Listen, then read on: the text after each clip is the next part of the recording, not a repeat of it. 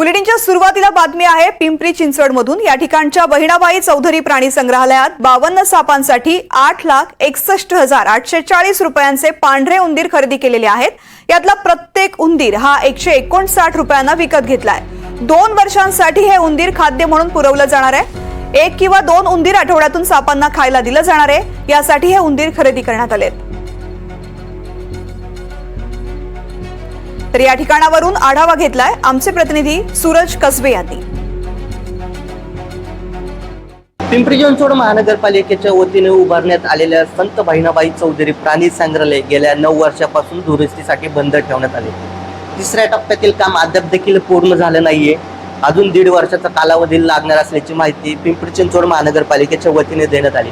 मात्र या ठिकाणी असणारे जे प्राणी आहेत त्या प्राण्यांना जवळच असलेल्या पुण्यातील कात्रज येथील प्राणी संग्रहालयामध्ये स्थलांतरित करण्यात आलं असतं। मात्र या प्राण्यांना इथेच का ठेवण्यात आले, यांच्यावरती वर्षाला लाखो रुपये खर्च त्यांच्या खाण्यासाठी करण्यात येतोय। आता मी ज्या ठिकाणी उभा आहे हे सर्पगृह, या सर्पगृहात 52 प्रकारचे सर्प आहेत, ज्यामध्ये विषारी, बिनविषारी आणि निमविषारी प्रकारचे सर्प आहेत आणि या सर्पांना प्रमुख खाद्य म्हणून उंदीर, पाली आणि बेडूक दिलं जातं।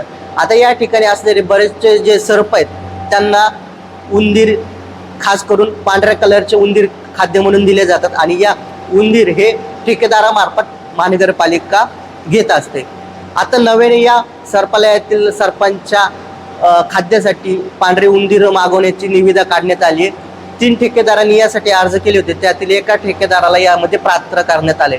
159 रुपयाला हा उंदीर असणार आहे आणि 2 वर्षासाठी ही निविदा काढण्यात आली, ज्याचा खर्च हा 8,61,000 रुपये असल्याची माहिती महानगरपालिकेच्या वतीने दिली आहे। मात्र या ठिकाणी असणारे हे जे सर्प आहेत हे कुठल्याही प्रकारचे दुर्मिळ नाहीत, हे कुठेही मिळतील आणि यांचे स्थलांतरित केलं तरी ते जगू शकतील अशी माहिती प्राणीप्रेमींनी दिली। मात्र या ठिकाणी असलेल्या या प्राण्यांवरती लाखो रुपये खर्च महानगरपालिका का करते? ह्या सापाला जगवण्याबरोबरच या जे उंदीर पुरवणारे जे ठेकेदार आहेत त्यांना जगवण्याचा प्रयत्न महानगरपालिका करते का, हा प्रश्न या निमित्ताने उपस्थित होते।